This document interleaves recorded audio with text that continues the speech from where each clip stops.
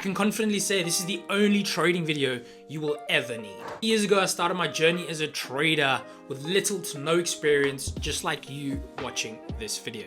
I didn't know where to start, so I headed to YouTube, and this is the very reason I'm making this video. After scrolling on YouTube and paying thousands of pounds for education, I'm here to share that information for free. In the next few minutes, I'm going to be walking you through the very basics, but also be showing you one strategy that you can use by the end of watching this video to start trading financial markets. Now, the beauty about trading is no matter where you are in the world, as long as you have access to the internet, a phone, and a laptop, you can trade financial markets. Volume in financial markets is at an all-time high, already exceeding over $7 trillion of daily volume.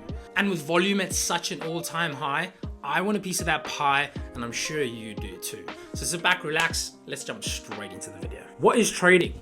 Trading is taking advantage of price movements in currencies, assets, commodities, any financial instrument. As markets fluctuate in price, so is there opportunity for us to take advantage. By having the ability to buy and sell in certain markets, this is where profit is generated. And no, you don't need thousands of pounds to start.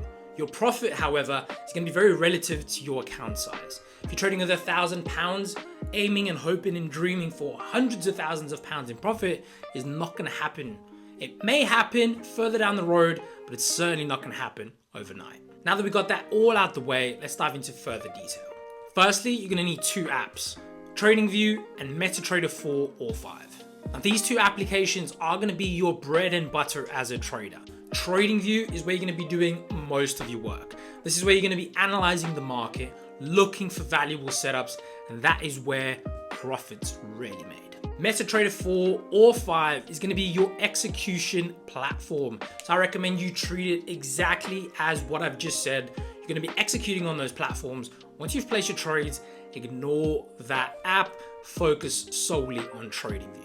So let's jump into the charts and go from there. Right, where the magic happens on Tradingview. So in front of you right now, I have the app on Tradingview. I've downloaded it for my MacBook, so feel free to go ahead and download it for your Windows, your Mac. Alternatively, you can just go on a normal web browser and type tradingview.com. Now, you can go ahead and create yourself a free account. There literally is a sign up option where you can go ahead, fill your details out, get a free account. You do not need to purchase an account just yet, and I'll be sharing what you can do if you upgrade your account through Tradingview. But the free version is more than sufficient for you to go ahead and do what you have to do. So let's jump straight in. Now, Tradingview, I'm going to be running through what candlesticks are. That is exactly what you're seeing. So let's just go ahead and dissect that first. Now, on the right hand side, you have an axis. If you click and hold on your mouse, you can move this axis up and down. You have the axis on the bottom, which if you click and hold, move it left to right. You can also click on the chart itself and move the chart around. Now that that's out the way, let's move this chart all the way out the way. Now, a candlestick, folks, opens on the left hand side, right? Where you often have, I'll just show you this.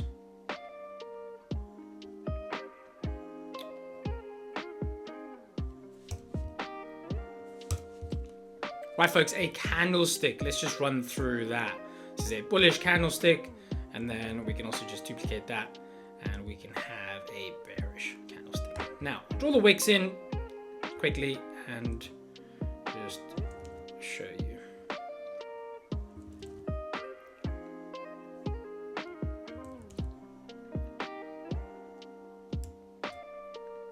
Right, so you have a bullish candle, which shows buying pressure on the left, and on the right hand side, you have a bearish candle.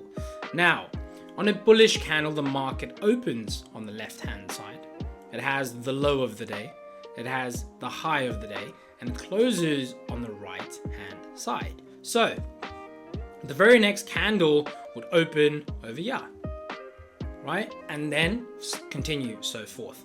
On a bearish candle, the market opens on the left over here.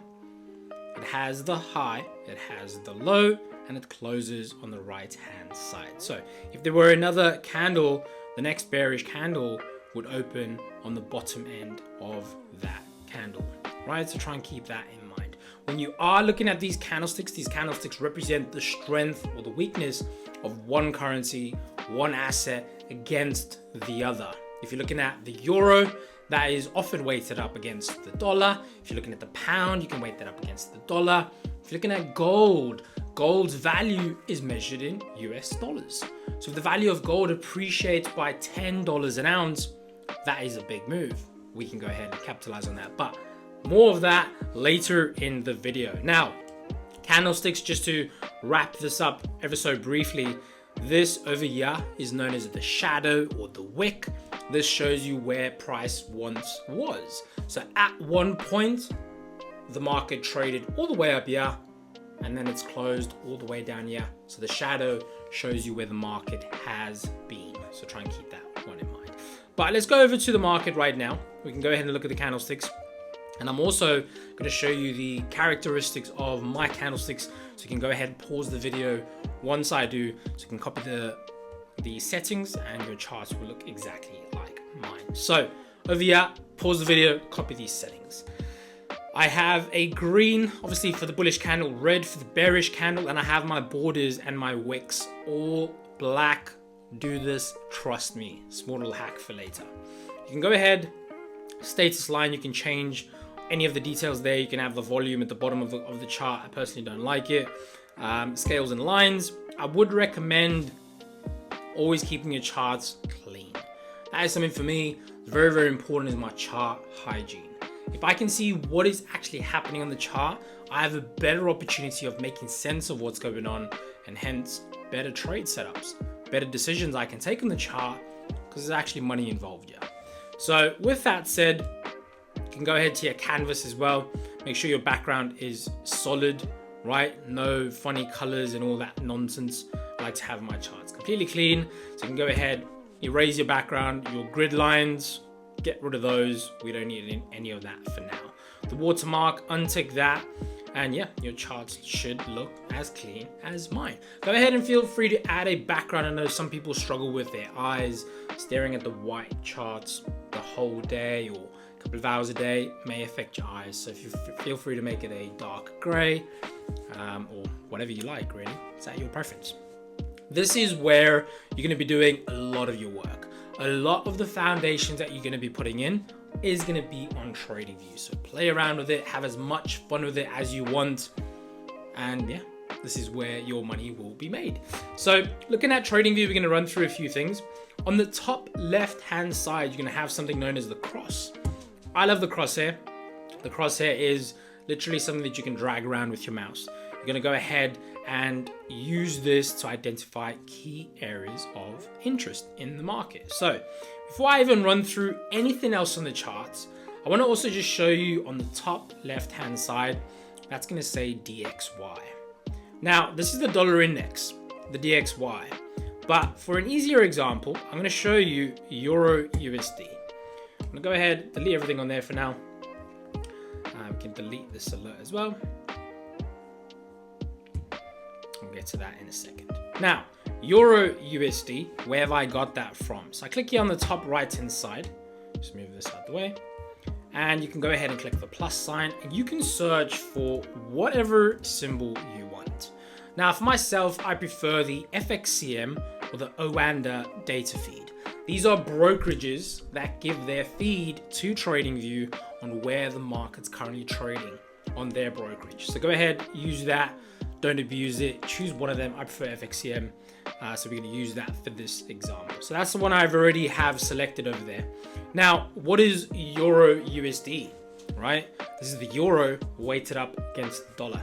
And its current market price is 108.162 at the time of shooting this video.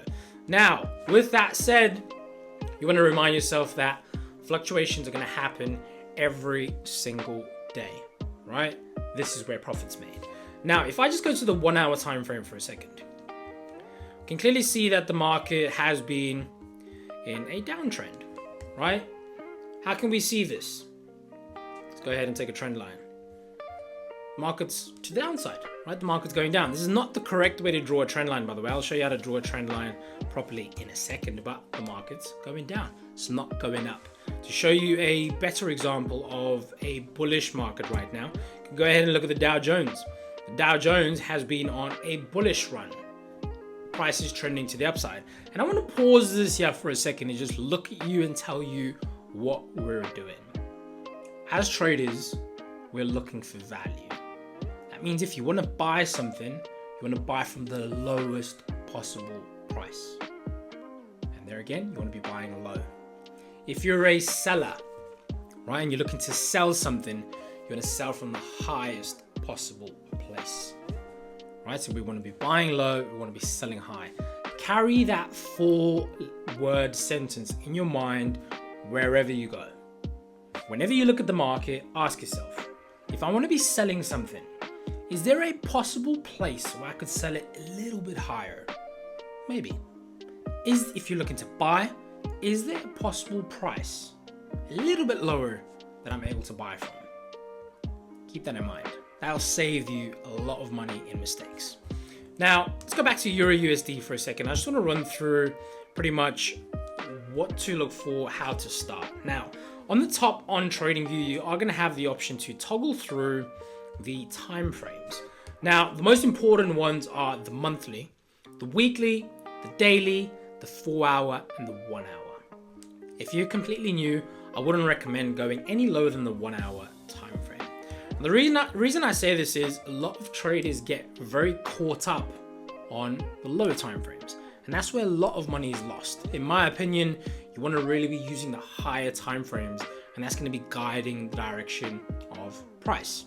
Now, if you were to start on the daily time frame, so to speak, and we can just zoom out there. Remember, you can use the bottom axis and the right-hand side axis to move your chart up and down. If we know that Euro USD is on a downtrend, which it has been, I've been calling this with my members the past couple of months so far, I have been buying the dollar, which means if I'm buying the dollar, the euro will be trading lower, right? So with that said, there has been opportunities for us to sell the rallies. Write that down in your notes. Selling the rallies. Now, looking at this right now, as I've just said, if you're looking to sell something, you want to look for the opportunity of where you can actually get involved. Right, let's go to a blank chart once more. I want to just show you what a downtrend actually is.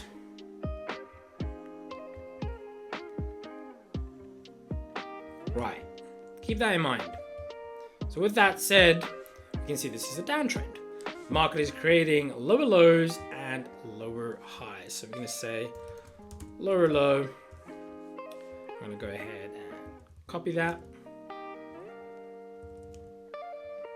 And I like doing this in real time when I am teaching people, and that's the purpose of this video. Say lower high. So feel free, if you're with me right now, make some notes while I'm doing this.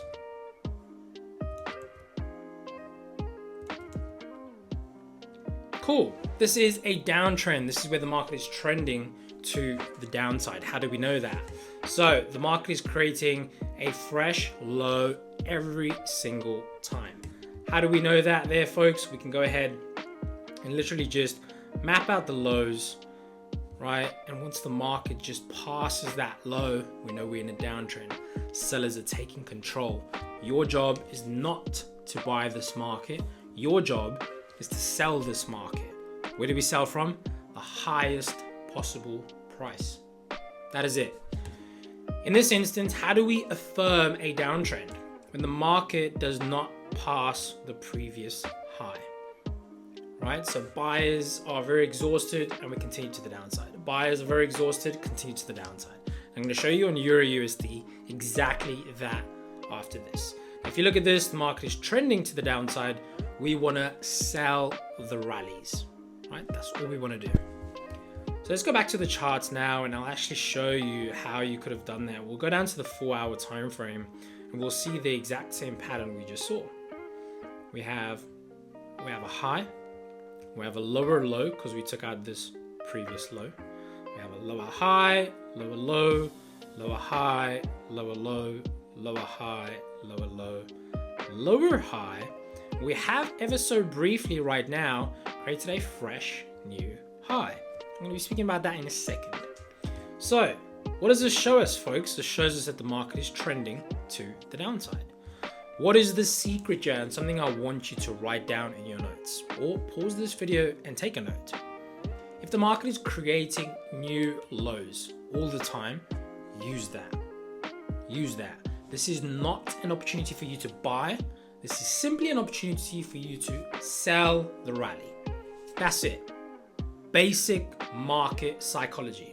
If you see the market in a downtrend, you're not buying it, you're looking to sell the rally. You're looking to sell it at its best price that you can get, the highest possible price that you can get. Right, now, how do we know the trend has changed? Let's go back to my drawing. Call me Picasso. This drawing's ever so beautiful. I'm joking.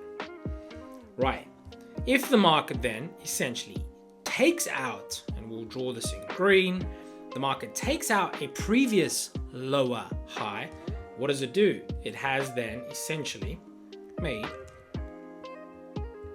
you guessed it, a higher high, because it's higher than the previous high. Not rocket science here.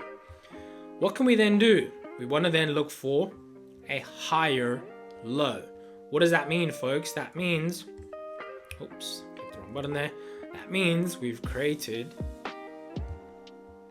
a higher low. It's higher than the previous low, right? So we had a low, we had a higher high, higher than the previous low. So I'll take the highlighter there for a second, make that green, so we can keep track of the bullish trend here. Then guess what happens, folks? We repeat the cycle.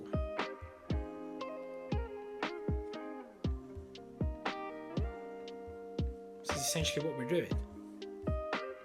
This is basic market psychology and mindset for you to go ahead and remind yourself that if we are in a trending market, wait for the trend to change. And I'll be speaking about consolidating markets in a second, but if the market is essentially then creating higher lows, that's where we want to be buying from. What is another confirming point to us that the market is in an uptrend is when a new high gets taken out every single time. Folks, when a new high is made, this is not an opportunity for you to sell the market. It is a green light for you to now go ahead and think, I want to buy this market. Where can I buy it from? Try and keep that one in mind. So with that said, you have a downtrend. This is where the trade is. And I'm going to make this gold. That's the golden area. That's the golden goose of this mindset, of this trading mindset. We need that shift of structure to happen. And quite often, I'll show you something and I'll show you a key secret in a second. Quite often, when that structure shift happens, that's the trade. You can then go back to your trading plan and say, fine, for this next trading week, I want to be buying Euro USD. Then the next couple of weeks changes, you go back to your trading plan and you say, I want to be selling Euro USD from the best price that I can get. That's the basics. This is the foundation phase of looking at the market, looking at any asset, understanding any instrument. If we're in a trending environment, jump on the trend. There is a famous quote that I loved when I started, that is, the trend is your friend.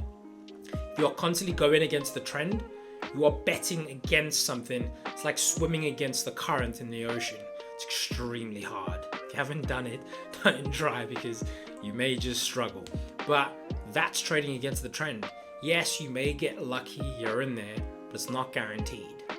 What is slightly more guaranteed, and there is around a 60 to 70% chance of a continuation in a trending market, I'll run with that. I love that probability. I'll take it. There's no point going against the trend.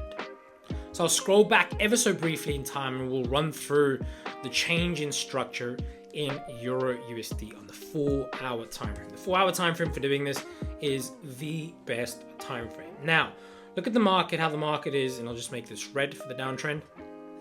Look how the market over here is creating lower lows and lower highs. It is in a downtrend, right? Lower lows, lower highs. Each low is lower than the previous low. Each high that it makes is lower than the previous high, excuse me. So with that said, Look at that. Until, folks, that very moment, that very golden moment, which we just saw on my beautiful drawing, that beautiful golden moment where the trend changed. And just to remind you, we're going to go back, we're going to look at that. Someone make an NFT of this because it's just so nice. I'm joking. But once that trend changes, that's your trade, right? That's your trade. Then the market essentially, let's get the highlighter tool. Then the market is essentially in a bullish trend. There's a nice little double bottom there, which market patterns we can run through potentially later in this video or in another video. And there's a beautiful uptrend. Folks, right here in this tile, this is where your mindset should be. When a low is taken out on a 4 hour, on a daily, right? Keep the high time frames in mind. Tell yourself, I need to sell the rallies. That's it. Not buy, sell. When the market's in a bullish trend, I need to buy the dip. I need to buy from the lowest place that I can because there is a high probability that we are going to have a continuation in this trend until it changes. Try and keep that one in mind. So that's enough about trends. I'm going to show you a little bit more about candlesticks and how to read them in a second. So we'll flick to the daily time frame and we'll run through some bullish and some bearish candlestick patterns, some characteristics, but I'm going to leave more information down below on my 7-day workshop. You're going to go ahead and be able to learn everything I've learned in 8 years. I've condensed down into 10 videos which are available that you can get access to in 7 days. So the information will be down below, and there is everything that you need to know, plus 2 trading strategies that you can go ahead and use at the end of those 7 days. So check that out down below in the description. With that said, I want to show you some candlestick patterns and some characteristics for trend changing reversals. Now, a doji candlestick, very similar to that we see over here on the top. This is where the market opens on the left, it has a high, it has a low, and it closes at a very similar price. So what does that show us? Indecision. Shows us a slowdown. Shows us that there's not much certainty in the trend. The market's slowing down, it's dying out, it's losing its steam, right? So with that said, you want to really go ahead and identify these types of candlesticks for yourself, because this is where the slowdowns and the reversals actually happen, right? When there really is that exhaustion in the market, right? And especially here at the bottom where we saw this trend change, you could see that nice slowdown there in the market. And very similar to the price action that we saw the last few weeks there as well. Very slow, indecisive price action over there. So you want to try and keep that in mind, but do check out candlesticks. Make sure that you follow them, make sure you understand them. But there's more information down below on a full candlestick review in my 7-day workshop. Right, now that I've showed you what to look for, it's important that you know when to look for it. Now I'm going to be showing you a cheat sheet that you can go ahead, make a note of, and also go to this website, babypips.com. I'll link it down in the description below. And there is a panel where you can go ahead and look for Forex market hours. However, once you know whatever time zone you're in, for whether you're watching this around the world, figure that time zone out. I'm going to show you the key time where you should be trading. So it is currently 8 p.m. where I'm at, so you can go ahead and toggle that wherever you are. But it's important to know that London time, early hours of the morning, it's a Sydney session, followed by the Tokyo session, and London opens over there at 8 a.m., right? At 1:30 p.m. London time, 1:30 p.m. London time, New York opens. Now notice on this whole diagram that we have over here, that is the only time where you have 2 sessions trading at the exact same time. Now notice the little traffic light down below. That's where volume starts to die down. London and New York session are the highest volume trading sessions throughout the trading day. So what does that mean? That means if you're looking for a trading setup in the morning, before work, before whatever your life commitments are, you might only really find that trade setup during London or during New York. That is the highest volume throughout the trading day. Now all that means for you is, whatever that is in your time zone, plan that. acknowledge it and understand that just because you're in the trade right now, it might take a couple of hours to play through. It might take a couple of days to play through, depending on the size and the move that you're actually aiming for. But I'm going to be speaking about that right after this. Now, go ahead, make a note of that. The peak volume in the trading day is at around where the London and the New York session cross. So that's anywhere from 12 o'clock London time to about 3 o'clock London time. And that is the peak volume. If you look at this diagram here at the bottom, that is the peak where the market's actually at its highest volume throughout the trading day. And then that dies off as London comes to a close and then New York finishes, and then the cycle repeats over there again. But let's jump back on the charts, and if you remember this, really, we had the downtrend, we had the uptrend, but we had that switch over, and that switch over there, the perfect green, the red, the yellow, and the green, like a traffic light. So if you need something to remember it by, think about the traffic light system. If it is a certain color, go for that and go for that only. For selling positions, you want to wait for lows to be taken out. For buying position, you want highs to be taken out. So just to remind you there, folks, different sessions are going to take preference for the types of trades that you want to be aiming for. Now, let's run through the types of sessions that you can really aim for, and the types of trades, that you can be aiming for. So I'm going to write them down over here. One is called scalp. Let's copy that. The next one is intraday. And the next one will be swing. So I'm sure you've heard of people call themselves day traders and so forth. That's intraday trading and swing. So these are the three types of trading that you do get, but it's important to know what the difference actually is.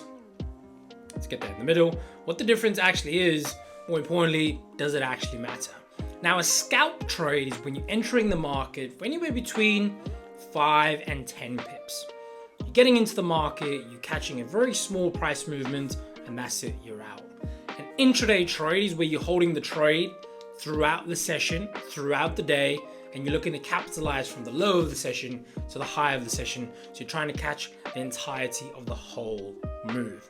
A swing trader slash a position trader is one that will hold positions for the entirety of a few days, a few weeks, trying to catch the whole wave and the whole leg. So let's look at this. Let's look at this and put this into context for what those types of trades could be in this example. Now, a scalp trade would have been entering at the high in a sell position. The minute it runs into a few pips in profit, take that profit on the table and run. A day trader, an intraday trader, will try and catch a leg in the market. You're trying to catch that one impulsive move, that's it, you're done. A swing trader and a position trader is trying to catch the entirety of the move up, the entirety of the move down, either way. And that is something that you need to determine for yourself. What suits your personality better? What suits your lifestyle a bit better? How much time do you actually have to dedicate to the charts every single day?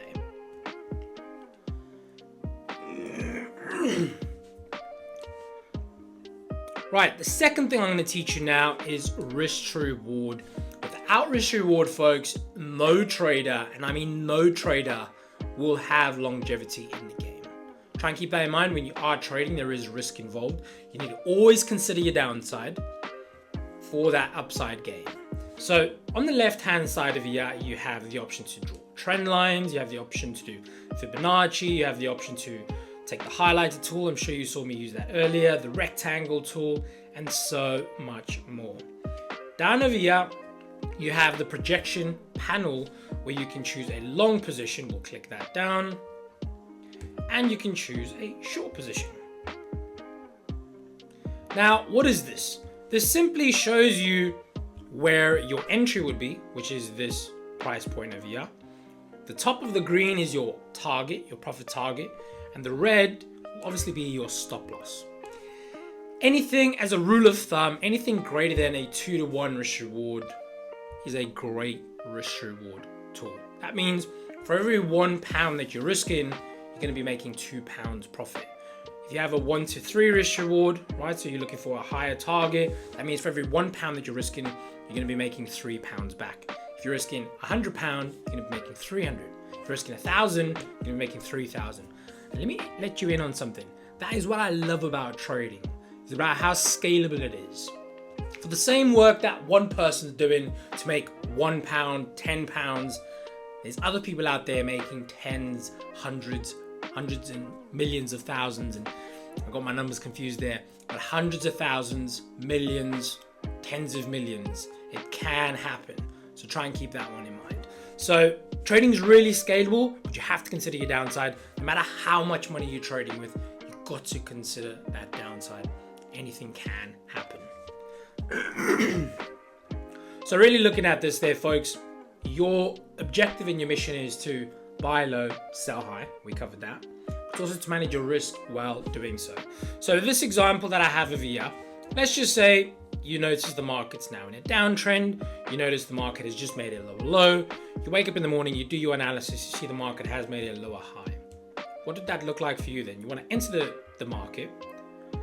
I, as a rule of thumb, don't like anything greater than a 50 pip stop loss. It's just my personality. I like it, even anything smaller, the better. Means I'm in, that's what I like, I'm out. If I'm wrong, no problem. So a 50 pip stop on that one. I'll be speaking about pips in a second, by the way. And essentially, your first target should be the low. Ultimately, you're looking for new lows. So what does this mean? This means I'm going into the market with a 50 pip stop loss. That means if I'm risking £1 per pip, I'm going to be risking £50. And I'll be speaking about lot sizes later in the video, so do stay tuned.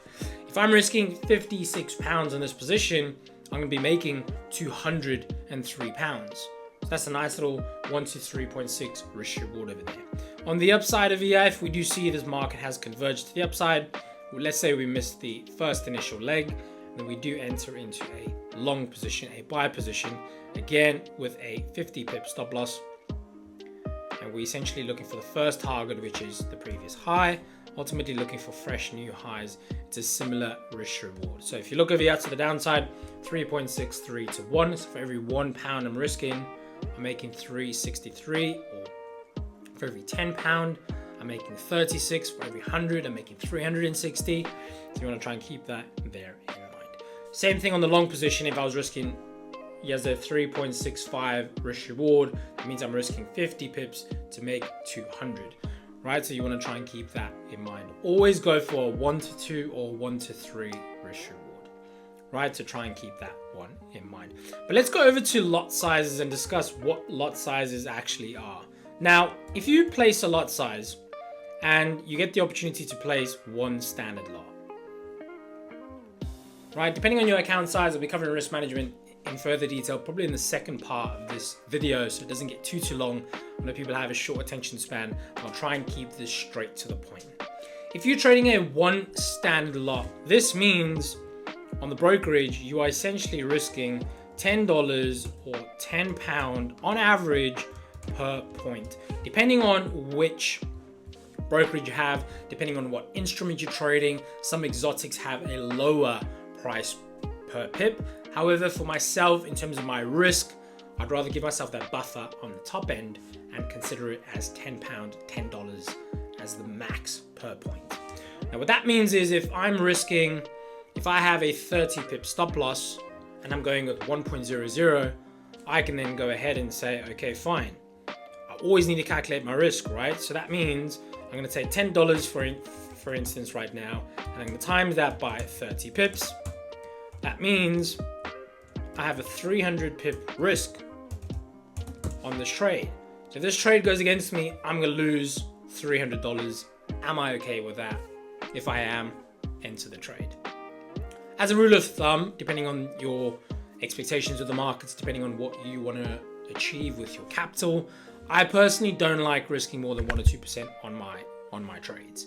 What that does for me is that gives me breathing room. That gives me then threshold to trade within. If I have a loss or two here and there, it's not a problem. I still have breathing room to trade. But all depends on what your goals are with trading, how much money you're actually trying to make, and there's no point risking the farm and risking everything just for a little bit of money to add to your pot, right? So try and keep that in mind, right? Always have that long-term vision of what your overall goal with the markets actually is.